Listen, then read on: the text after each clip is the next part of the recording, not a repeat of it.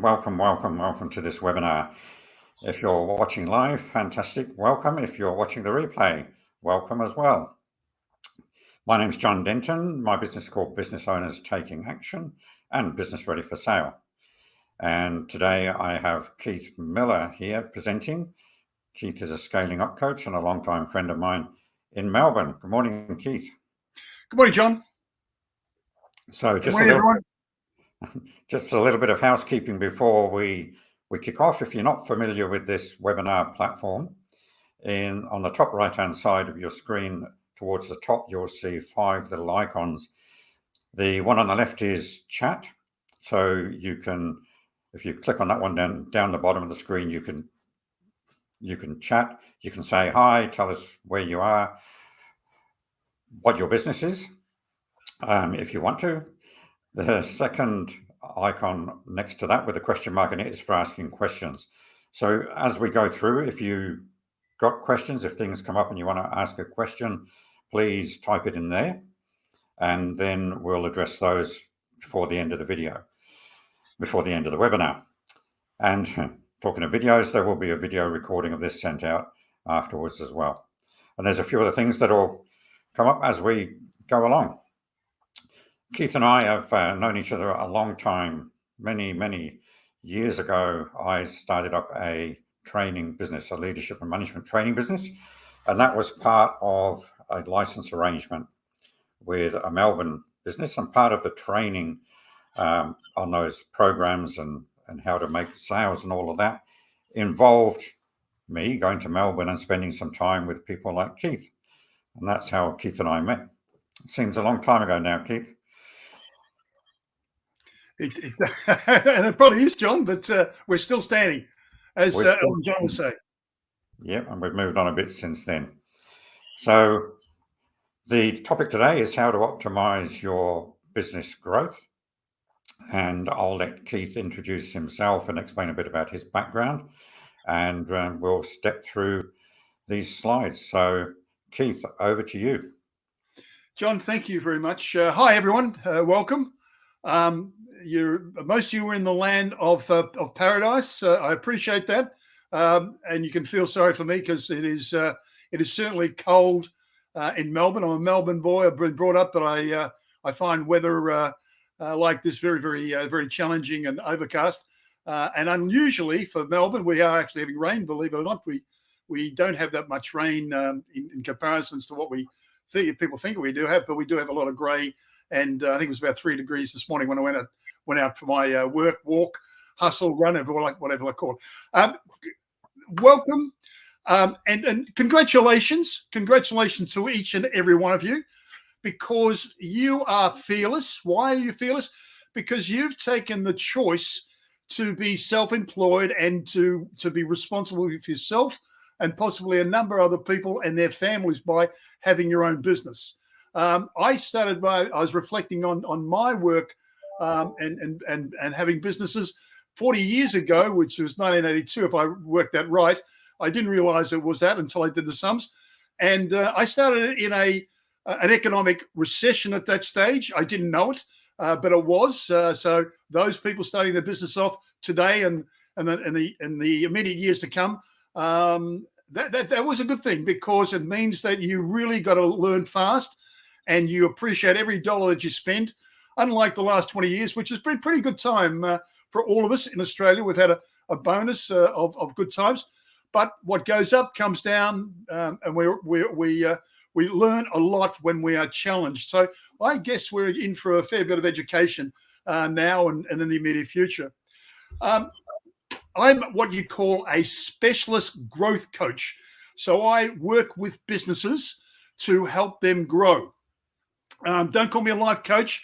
If you know of a good one, I might bring them up and I'll have a new client. But the growth specialist in terms of helping businesses grow through the different layers that are before us. And once I had an appreciation that really only 4% of businesses really grow, large businesses. But I know on this call and people we talk to are not necessarily wanting to grow in some sort of Microsoft or Google fashion, but you may want to be a sole trader who wants to remain a sole trader, but you want to just grow so it becomes a little easier and you've got that economies of scale and work in your fashion. I'm going to come across some key practical points, whether you're a small, medium, or largest business, that you can apply. Often people will ring up John, ring up myself and say, hey, you know about growing a business. Can I just have a chat to you? We've started a business or we want some ideas. And we say, yeah, that's fine.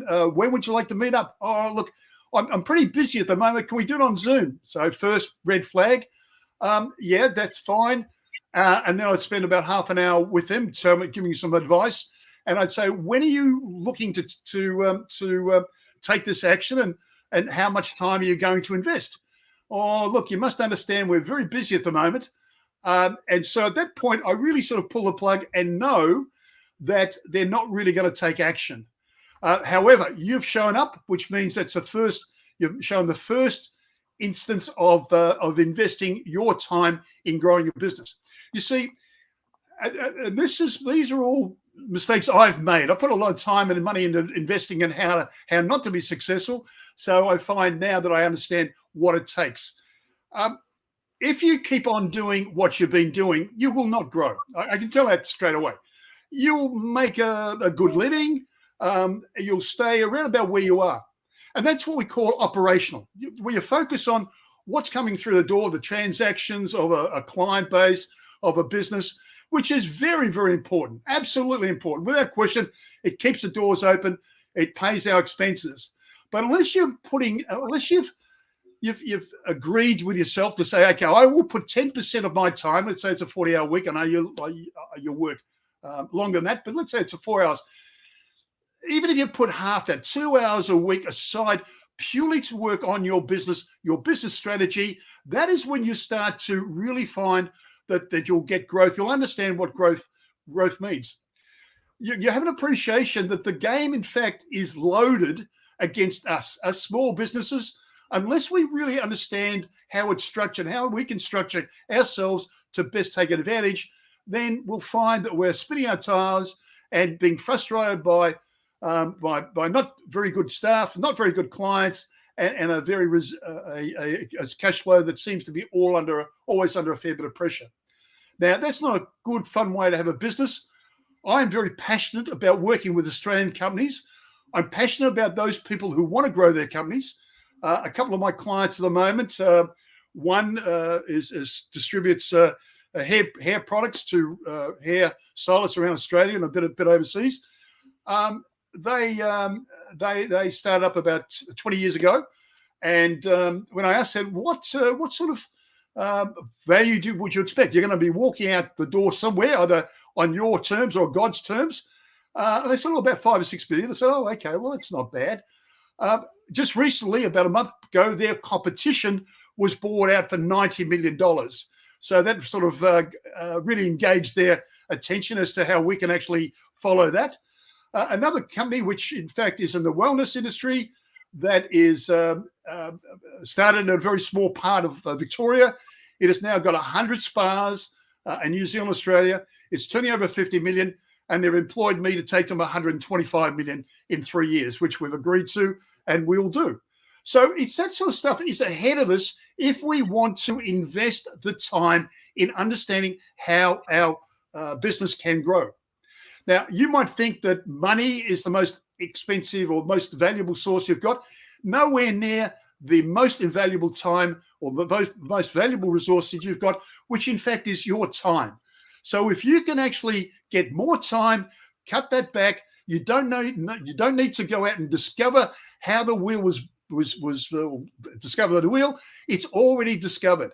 Success leaves clues. If you follow what is successfully done, you can grow your business as much as you'd like. Now, we mentioned that there's only really 4% of business really grow. So what happens to another 96%? Well, when you look around it, there's a lot of mom and pa shops, retails, farms, those things, which really make up the majority of the economy of Australia. Now, a lot of those people either have elected to say, hey, we're doing very well, we get a nice income from that, and I say, well done, absolutely. You are doing something that a lot of people don't do. John, we'll just move on for the next part, please.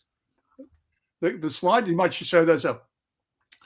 Before we go any further, I'm just going to ask you to give us one word in the chat box.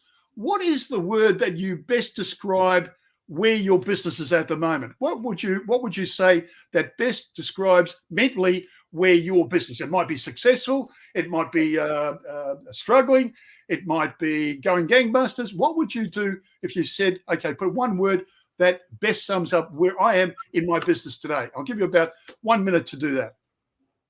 John, if you can give us some of the words when I come back. Yeah, somebody I was talking to yesterday, their one word was stalled. It was, yep. Just not knowing how to get going again. Yep. And I think COVID's probably affected a lot of businesses that way. That yes, yep. They've almost gone into hibernation. Yep. Anybody else there? And another one was stuttering. Stuttering, like okay. 2 steps forward, 1 step back. Yes, yeah. Hems has said stagnant. Yes. So Hems is on the webinar, and so stagnant, yeah. Good. Growing. Growing, excellent. Yeah. Okay, thank you very much for that feedback. Just to address a couple of those issues, stalled, staggered, etc. I didn't realize this at the time that I had businesses, and it was well into my entrepreneurial stage. All businesses hit a ceiling. All businesses hit the wall. All businesses go into that plateau state. Now, what we tend to do, which is quite crazy when you think about it, if something's not working, what do? We push harder, or we actually do it with more vigor and more energy, which means that we don't get anywhere. We actually just frustrate ourselves and we run out of energy. So every business is going to hit the wall. And it's that stage you've got to actually reappraise the products, the person, the process, and the people around you. Now, that might just mean some tweaking. It may be change the person or change the person, but there is that ceiling, and we'll call it the ceiling of complexity. What made you successful by bringing on clients and customers and bringing on staff made your time taxed, meaning that everyone wanted something to talk to you about. And so your attention and the simple part of running a business, as in the early days, you don't have that time to focus and to do it. So in fact, it's like putting a handbrake on a car. It slows it down. Now, I know many businesses who were going for 20 years. They hit that wall and they kept trying to get through it by bringing no changes at all. And guess what? Nothing changed. Now, incidentally, I will ask for a little bit of feedback because I've just given me an insight. There is a book called Scaling Up, and it's called Scaling Up, written by Verne Harnish. Would you just like to put in the chat column if you heard that, yes or no, heard of that book or read that book? Whilst we're waiting for the responses to that, a few other words that came up you might be interested in, Keith, was unambitious. That's an interesting one. What was that word again? Unambitious or ambitious? Unambitious. That's a problem. Yeah. Yeah, that's just like a lack of motivation. I think there's a lot of that problem, which is even more problematic than the things that we may be touching on. But that needs to be addressed because we need the passion and the energy to grow. If we don't have that, we're either in the wrong business, we need a break, maybe we're burnt out, we need to take a holiday. But if we don't have that, then that's not going to go anywhere. Yeah. Okay, so nobody seems to have read the book. I'm just going to skip that slide because you've already done that. Yep. I'm just going to touch on this. And this is one of the something I learned late in life, and it relates to a story. These two authors, you may just have heard of them, you may not, but they were two American authors in the 60s and 70s. One wrote Slaughterhouse-Five, which I haven't read. The other one is Catch-22, which I did read. I think it was a good book. but two very, very famous, very, very acclaimed authors, and they were in the house of a billionaire. And Joseph Haller, which is the one that writes, said to Kurt Vonnegut, this billionaire makes more in one day than you make from all the books that you write and sell. And he said, oh, that's interesting. He said, but I have got one thing that is more important than that, Joseph, and that he will never have. And he said, what is that? He said, I know enough is enough.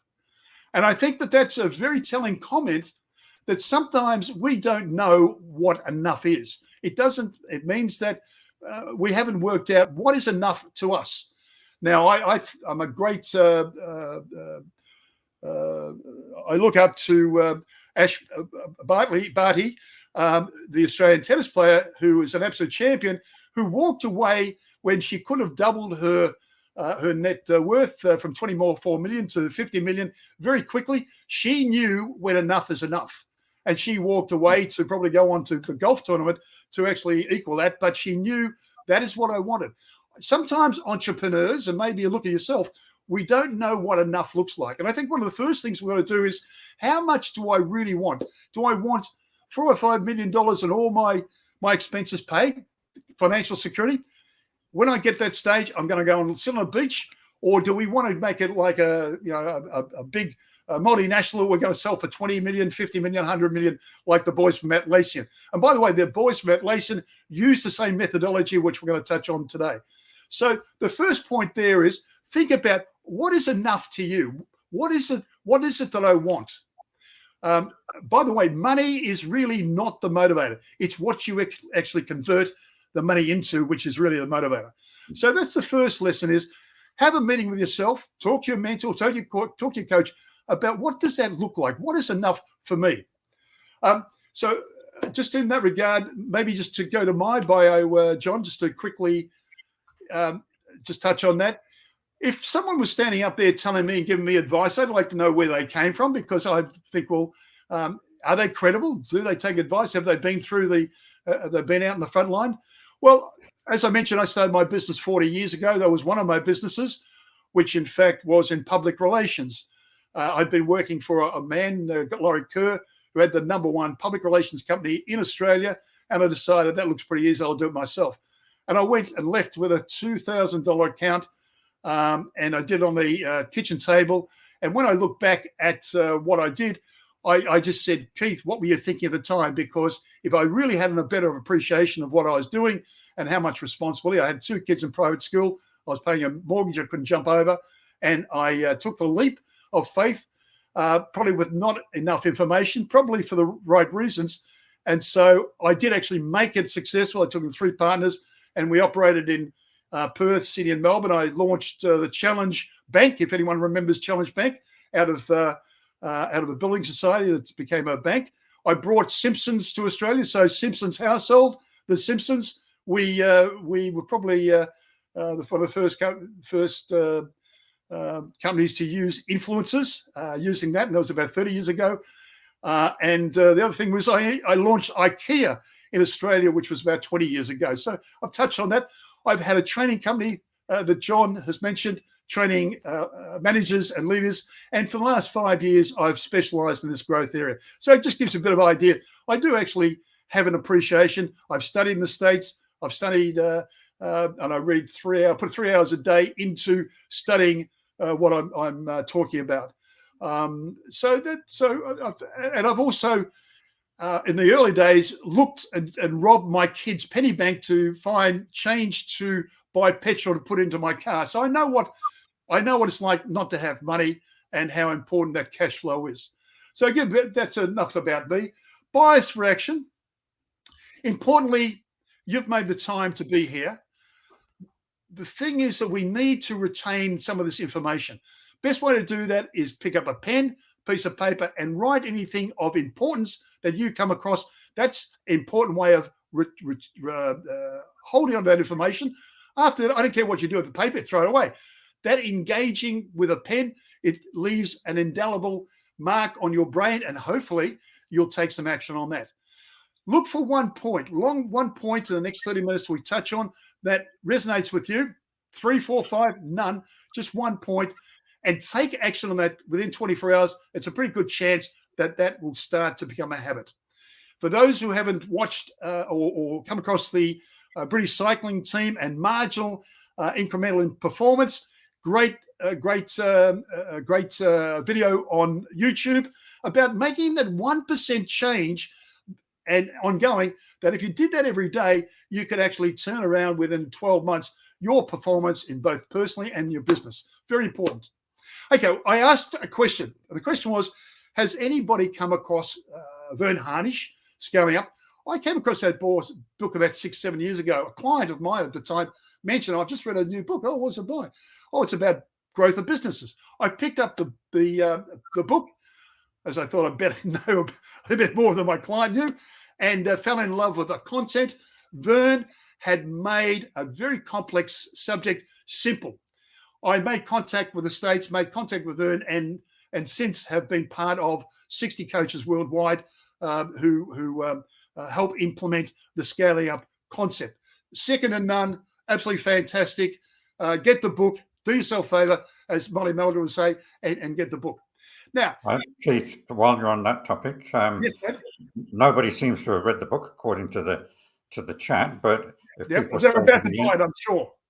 If people stay to the end of the webinar, we might have an offer for them, mightn't we? Well, you never know, John. You're feeling generous, are you? Always. All right. Okay. Well, there we are. See, things are starting to happen. That book says in a business, all decisions or problems or challenges can be classified in one or several 4 areas. And if you think about it, it's either a people problem, a strategy problem, an execution problem, or a cash problem. So when when your business is staggering, when you've hit the wall, when you've got problems and challenges, you say to yourself, what is it? Is it a people problem? Is it a strategy problem? Is it an execution, or is it a cash? Because we know that our business can be better, we can be better, but where do we start? I don't know, let's go to lunch. Hopefully it'll pass. But if we understand it is in those 4 areas, one of those 4 areas, then we've got a better chance of coming up with a solution. So let's go through the 4 decisions, John. Next slide. Yep. Please. Okay, we say with the 4 slides, and just go to the next one, I think you could. And it asks the question, and the question is, are all my stakeholders engaged, and would I rehire them tomorrow? Now, for some people, they say, oh, yeah, look, we're a pain in the ass people. I don't know, we just put up with them. Don't need to put up with them. You don't. You know, you've got people who advise you, accountants and lawyers. Are they engaged with the idea of your business, or do they provide you with problems and very expensive consultancy? You have employees. Hopefully, you have got some A players, but you might have some B's and C's. Don't put up with those C's and D's. They're toxic to your culture. You might have bad customers who don't pay you and they're very high maintenance. Get rid of them. So we've got to go to grow the business. We've got to see the customers and the people in that classification. Otherwise, they'll drag us down. They'll put the handbrake on our business. So are they engaged? All the people in your business, both employees, customers, suppliers, etc., are you happy to have them? I've reached an age where I will not take on anybody, and I will fire clients who are just pain in the ass, because I've reached this stage in life. I don't need that. There's too many good people out there as employees, too many good clients out there. That they're the ones I want. Let the others find those ones that are high maintenance. And I've always said there are always good employees. There's good employees for you, and then there's good employees for competitor. It's a matter of just working out which area that they should actually land. So, John, go to the next stage. So we've got strategy. Oh, I'm sorry. Okay, we've got a slide here which I overlooked. If you are, this is a 2x2. If you write that, you do draw that up in the sheet in front of you. And on the left-hand axis, you've got your core values. In other words, the behaviors and attitudes that are expected in your business. And then across the bottom, there's the productivity. to measure where let's say the employees fit in those quadrants. Work out, are they high in performance and high in values, or are they low in either, or are they high in values but low in productivity? That'll give you an idea as to where they land. Ideally, the A quadrant on the top right-hand corner is the one we like to get people into and say, okay, I'll let that person. Now, the A player is someone who is independent, who is resourceful. We may pay them the top band of whatever, that administrative job or role, but if we don't pay that, someone else will get them anyway. But one good A player equals 3 Bs and Cs. So in a sense, it actually pays for itself. The B player is somebody who's very high on values. They're good people to be around, but their productivity, maybe they just need some training or guidance or mentoring to get them into that A quadrant. The ones that are really a bit of worry are the ones in the C and the B area, because they're the ones that are either going to make it, or maybe they're the ones who should be working for the competitor down the track. The idea there is put that tool to work, and just put the number in there and just monitor that number as to where you are in terms of those people. I can tell you, if you want your business to grow, you've got to have A's and B players. You cannot have C's and D's. You won't get there. So A's or B's that can become A's, maybe training, mentoring. The others, you've got to say, how much value do they give us to our business? John, the next slide, please. Okay, so this is the second of the 4 decisions, and this is strategy. This is a very important one and a misunderstood one. People think that that's goals that are set in 3 or 4 or 5 years. No, it's about how your product is different and unique to your competitors. It affects the top line. So if your top line, in other words, your gross revenue, is not performing as you would like, it is a strategy problem. So you're going to say, what is different about my business? Oh, it's our customer service. Everyone provides good customer service. It must be exceptional customer service, or it has unique aspects. You've got to find that, and you've got to demonstrate those. Make it go crazy. Make it unique. Just make it different, because you've got to stand out from the average. You've got to be noticed to really get your offering, your service out there. Otherwise, you're just going to be a part of the bland middle, and you're going to really find it hard to grow and to hold your prices. If you are seen as exceptional, as unique, freak, different, crazy, whatever it is, then at least you stand out and you can charge a premium. So very important, their strategy. We subscribe to a definition of strategy. You see it on YouTube by Professor Michael Porter. Now, he's been looking at strategy for businesses for 50 years. And he's talking about a strategy really is a position in the marketplace. In other words, finding a place in the white space by using a set of activities which make it unique. And you don't have to have the products that are unique, but you now have a set of activities which will, now, likes of Bunnings, exceptional, great strategy. They are not, you can't compare, West Australian company, they can't be really compared to equal competition. Their equal competition is coming up the back of it. Netflix from a global stage, and yet Netflix came up with a strategy which beat Blockbuster, and Blockbuster was a business that didn't see Netflix coming, and so they went out of business, and Netflix sort of took over that thing. So it's always changing, but to find out that something, and here it is, the strategy of differentiation, having that red umbrella in a wall of black umbrellas. So what is it that's different about your business?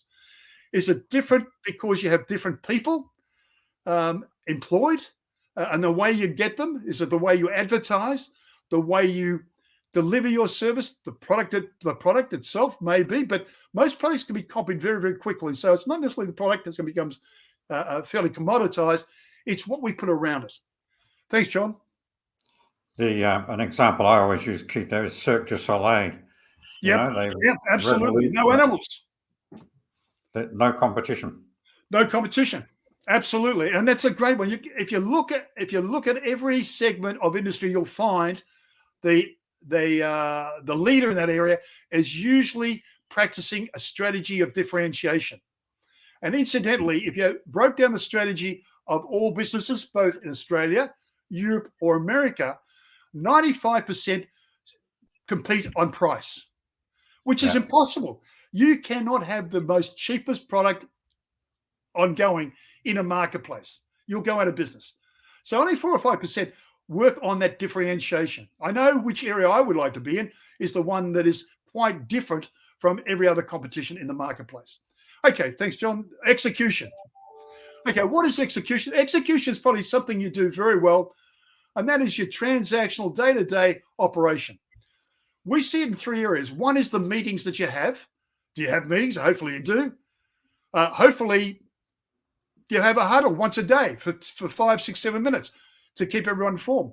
You'd have a meeting operationally once a week just to make sure everyone knows what's going on, and maybe a meeting on strategy, and then once every quarter to work out what are your plans for the next quarter and how do we go for last quarter.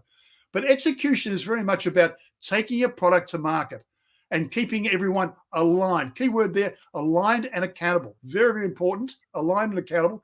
That's the execution part. Let's go to cash. Oh, I'm sorry. Okay. Go check the agenda, Keith. That's the idea. The trouble is, I had an early morning meeting at about 7 o'clock this morning. I had 3 coffees, so I'm pretty tightly wired. Just to go back there, please, just for a second. Okay. To execution. Now, interesting story here. Execution. Verne was studying probably the richest man that's ever lived, a guy called John D. Rockefeller. I'm sure you've heard of him. Even 100 years ago, he had more money than Bill Gates and everyone combined, maybe Elon Musk. And he made it from oil, not the actual mining, but actually the transportation. And so Verne studied John, who's well dead at that stage, lived to 99, missed out on the 100 telegram. And he did things just a little differently, as you would expect. And Verne put together what's called the 10 Rockefeller Habits. And if you go through that and mark yourself as to where you are, value 1 to 10, it'll give you an idea about how your execution is going. Now, that is a PDF, and we're actually going to get that, I think, John, is that one of the things we're going to get out to people after the interview, after the webinar, which they can then go and read, and if need be, follow up for a debrief on that. Yeah, if they contact me after the webinar, then we'll get them a PDF sent out. That'd be great. Okay, so that's execution. And we go to the next one, which is cash. Now, you've heard the expression cash is king. No better time than now. Cash is king. Yes, we had difficulty in the 08-09 recession, and maybe in the last 3 years, certainly in the eastern states, as businesses closed down, lockdowns, etc. Whatever you like to believe, that Jim Collins talks about the brutal facts of truth. Things are going to get pretty tough. So cash is going to be the most important thing that's in your business. A man called Peter Drucker, who's seen as the father of management today, said a business has 2 key functions. One is to create profit, and the other one is to create cash. Now, often we'll look at the revenue, we'll look at the profit, but we don't give enough respect to cash. We can make a loss for about 6 months to stay in business. We can miss out paying salaries for 1 week and we're out of business. So cash needs to regain our attention.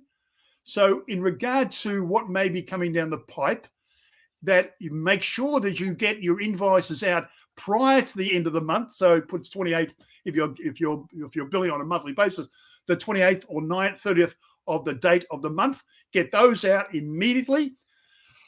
Pay your bills a little slower and get your money in a little bit faster. So see that as a strategy for you starting now. Now, if we just skip over that cash slide, John. Come back there. Come back to one. One of the key things is to go back. That's it. It's called a cash conversion. Now, our accountants on the call will have certainly appreciation for this, although they might see it through the prism of turning over stock. It's a little bit more than that. And what it is if you pay, let's say, a sales rep, how long before that dollar comes back into your business in a sale? So that's called the transition of the money from outgoings to bring it back in the business. We've probably heard of the company Dell Computers. They were going out of business, even though they were turning over $100 to $150 million about 20 years ago. They were going out of business, and the more sales they got, the more likely they were going out of business.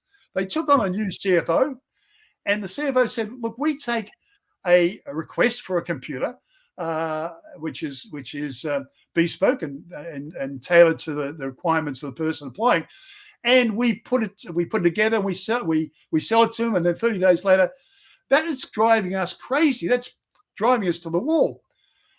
In fact, we're growing broke, if you could believe that."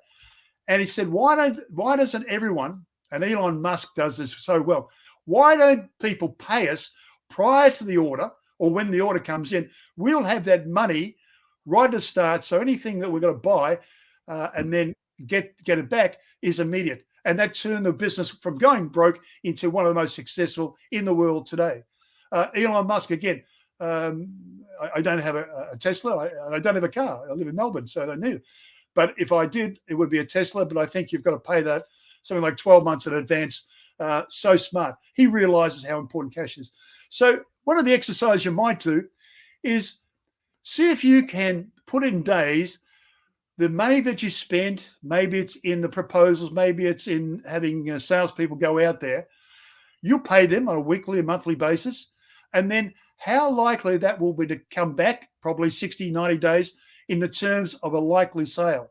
And that may actually blow your socks off to just see really where your money has gone and how you can actually tighten that cash flow up immediately. And by the way, we don't have a cash flow problem. We have a profitability problem. So we all won't run around about the cash, not having enough cash to pay our suppliers, etc. It means that we're not making enough profit on product or our services. We've got to put our prices up.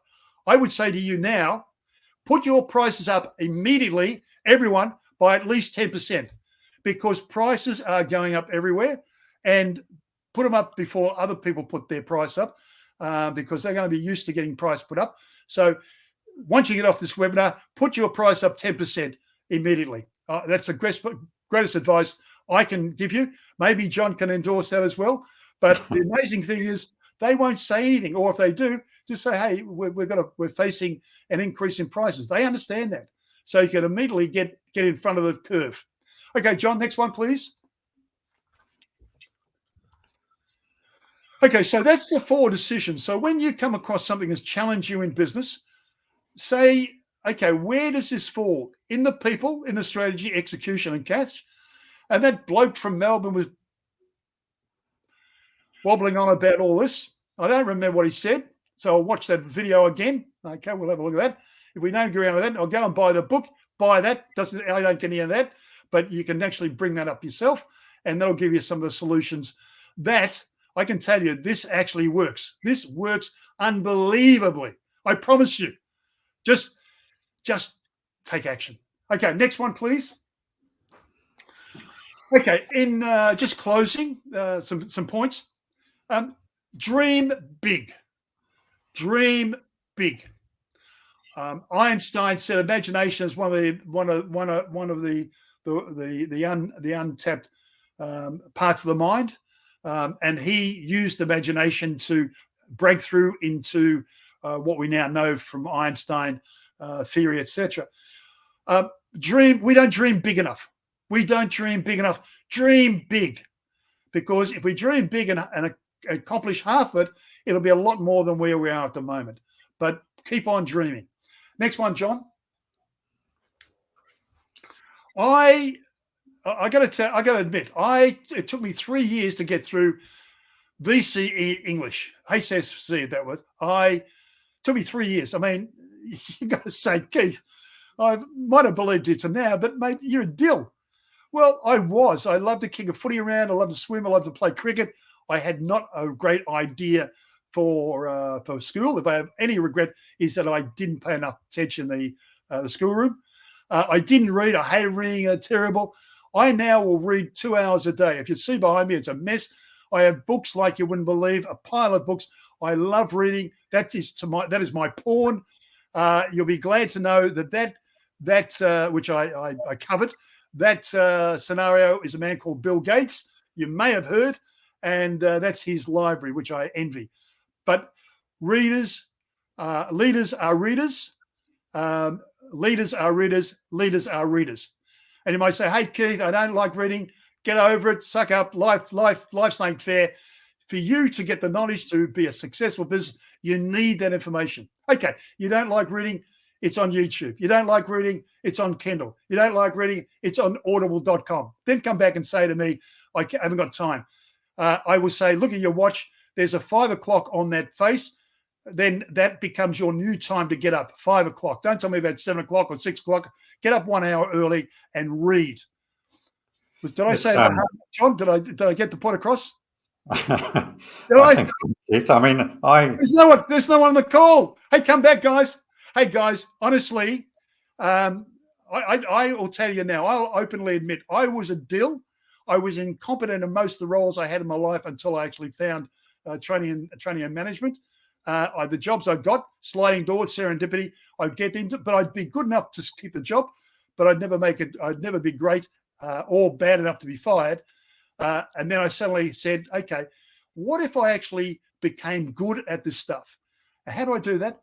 Maybe other people have done something similar, and they have hundreds of them, and they're out there for all of us to read for a few bucks a week. Guys, if you do nothing else, have a look at just getting that good stuff in your mind, and then you'll be able to make the right decisions and become very successful. Now, where'd that leave us? Oh, okay. Last slide. Okay, this is the very last one, the last of the sermons, so to speak. Although I'm passionate about this, the reason I do what I do is selfishly for my grandchildren's generation who are coming online now, and I would like to think if I can help business be successful, Australian business, maybe they will employ, if not my grandchildren's friends, or people of that generation. I think we owe it to them. I certainly, my generation do. I think we haven't done a particularly good job of handing it over to a next generation. And so I'm a bit guilty about that. But I think that if we can help them take on a better Australia, then so be it. Guys, it's not about the money. Can I tell you? It is not about the money. You'll get the end of your journey and you'll say, is this all there is? Fantastic song by a lady called... one of John's heroes, Peggy Lee, called Is That All There Is? And you'll look around and say, look, I've done this, I've got all this money, is this all there is? And that's true. It's not that. The journey, the happiness is right now with the challenges you've got in front of you right now. I am working the hardest I've worked in my life. I've got more challenges and I am enjoying it more. I've realized this is the journey I was meant to be on. This is the journey. This gives me so much happiness. And I know that by the time I retire, which will be in 10 years' time, I will look back and say, have I had the satisfaction of the journey? And hopefully I can say yes. Guys, I hope you've got some information out there. Choose one of those points and put that into action with next than 24 hours. John, you're going to take us through the next 2 slides, I think. Yeah. The thing about reading and making the time, some time ago before, I was at the beginning of COVID, I made the decision to go walking every day and do a 5K walk. And I thought, well, how can I use that time better? And it was, well, I'll get some Audible books and the books that I've been meaning to read, and I'll listen to them while I'm walking. So I'm getting the benefit of the walk, but I'm also using the time to learn and hear things. And I listen to people's podcasts and things like that. Fabulous. So it's a double benefit. Absolutely. It's a question of making the time, as we used to say in LMA, you can't create time or make time. You just got to use the time better. So this is an opportunity for people to ask some questions if they want to. One of the things, Keith, I think that we've got to focus on in business these days, because so many of my clients are having difficulty getting staff, then it's retaining the staff you've got and getting more productivity from them. But to retain them and I guess, make them more productive. I've already said it, I think. Any thoughts around that? Well, John, I would say it's your problem in WA. It doesn't seem to be anywhere else. You must be doing something wrong, are you? No, come on. This is a global problem. This is a global problem. And in fact, I listened to a 1-hour webinar with a guy called Jim Clayton, a man who's regarded from Gallup surveys, etc. A very smart guy, with a man called Gary Hamel, who is a leader in this area. And they are talking about the fact that people, first of all, are not going to go, this is globally, that they're worried about the level of engagement and the level of getting them back in the office. And so therefore, there's a lot of challenges ahead for us all. There is no simple solution. However, people make up a majority of our time. They either work for us or they are customers. We have got to treat them with the greatest respect and dignity that is due to them. It's overdue. And so there are still people being employed. There are still customers buying, even though their dollars might be a little tighter, and they're going to work from home. There are areas there we can't influence. So the idea of having a good culture starts before you employ someone. You don't employ a person of 3 or 4 people who turn up, and that was the better ones. I know, lucky to get one person turn up, but that will change marginally. But those people have got to be clear in terms of their job, their role, their priorities, and the values and the attitudes, the behavior expected by you right up front. And so if we put more time into selecting people, they will stay engaged. They will stay with us a lot longer. But we've also got to provide them with a different workplace than it was 3 years ago. I thought 3 years ago, the pace of change was unbelievable. I couldn't believe, and I'm sure we've all gone through this. It is nowhere near the pace today it was in 3 years. It is on steroids. It's 3 years ago on steroids. So things are moving very, very rapidly on a day, week, monthly basis. But one area that we've got to really get better at, if we want to have good people who work for us, is get a better understanding of who the people we want, what a player looks like, because they're the people we're after. Appreciate we're going to pay them a little bit extra than the ordinary middle of the road, but appreciate that they will deliver something like 3 times more, and they've got to be looked after in terms of their flexibility, come to an arrangement that, there's some sort of flexibility, either a little bit of home, early. They've got kids to look after. They've got parents to look after. They've got a lot of pressures too. But we've got to have another new look at how we hire and how we get people into our business, John. It's not impossible, but we've got to work a little bit harder in that area. Yeah, we've got to make our businesses a business of choice for people to work for. Absolutely. Absolutely. So we're attracting people to come and work for us, not having to go out and find them. The good part about it is that the ones that'll miss out on the ones who are a-holes who don't treat their staff very well, because they'll work it out very rapidly and they won't have any people employed by them because there'll be so much demand elsewhere. But if we can be that employer of choice, which is a high standard, and it is achieved. I mean, you look at a site called Glasshouse, which rates with a survey from employees to an understanding of what employees are after, and also to poll our employees and say, okay, are we achieving what you want to achieve? Because we can help you achieve and become better. And with that, we'll get more engaged and more committed to us. Yeah, it's going to be interesting times, as you said. With COVID has accelerated everything.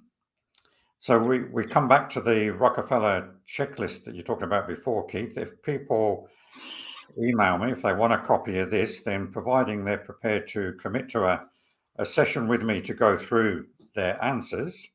In other words, they're going to use it and implement it and get a debrief with myself, then I'll email it to them. Okay? And John, it's not a commitment, is there? Just that they're willing to get a copy, read it, put a value just from their own point of view, and then get you on the line just to run through it as to what some of those questions mean, and you might have some strategies, and whether they want to look at BOTA. And by the way, I think BOTA is one of the best things that you could look at to be a part of a community. It is absolutely a fantastic resource for everyone, and I've had similar operations myself, and it is just the way we learn as adults in a community that John runs is just unbelievable. But that would be the case with it, John, just to go through it and just find out what it means. Okay, and BOTA being business owners taking action. That's it. So that's my monthly mentoring group. And now the book, for those people who have stayed to this point. Oh, yes. Yeah, and nobody said they had read the book, so you can get a copy of the book. Again, if you have a call with me to take you through that checklist. So we'll get you a copy of the book. And how much will it cost them, Keith? In total, zip, not a thing. Only their time, which is very expensive, and your time, but it's purely a discussion with the concept. You'll help them with it. We'll get the book to them. Whether they read it, whether they come back to you, it's up to them. There is absolutely no obligation, but there is something here for you. Now, that book, by the way, is $40 worth, about $40. Surge pricing on Amazon, it goes from $30 to $40, but it's worth it. It is gold. It is gold. So there you go. And if you're watching the replay, then you can drop me an email at john@johndenton.com.au or give me a call. You can find my number. Now, I've got a slide here, Keith, and I've got no idea what this is about. Well, John, that is my new logo. Now, you might say, what does that mean? Well, we spoke about a percentage or a metric before. Out of only 4% out of 100 grow. Well, there's 100 dots there, and there's 4 that are black, and there's 96 that are white. That is the representation of what I do. I take businesses from being part of the 96 to being part of the 4. Okay, fantastic. I wondered when I saw that what the explanation was going to be. So, and just let me remind everybody where they can contact myself, and then we'll get some contact details from Keith if people want to get in touch with you. So you can see johndenton.com.au is my website and blog. Linktree is an interesting app that people are starting to use now. You can put all of your social media, website, and other contact points into Linktree, and people can go to one link and get the whole information, and you can put up offers and things in there. So I'm not about to sell their product, but it is a good service. Facebook page, John Denton BOTA, which is what Keith was talking about, and LinkedIn and Twitter and so on. So let me bring us back on, Keith. I'll get rid of the slides now, and we'll start to wrap up. So I want to thank everybody for being here, for coming on and taking the time. It is an investment, and hopefully you've got some really good points out of it, and hopefully I'll be hearing from you afterwards. Keith, how can people get in contact with you if they want to follow up with anything? Well, John, I've got a LinkedIn page or a Twitter account, but really I'm not after anything. I'm not being paid for this. I do not want anything out of it. My passion is to help you on the call, and also help my good mate John, because I think what he's got to offer is just an unbelievable group of people that come together with the passion and desire to build their business. I can't take on any more business. I take on one new business per year. So I'm fine, but I'm always on tap for John, either to bring on to one of these calls or to answer directly. You may have a question from what I said. Please do and come through to me. If you want a website, an email address, it's Keith, K-I-T-H. You think I'd get that wrong, Keith, at Millar Inc., MILLARINC.com.au. But go through to John. John is the man. John knows it all. He's got the contacts, and Boda is the solution. Thank you, Keith. I really appreciate it. And apart from you needing to change the footy team that you support,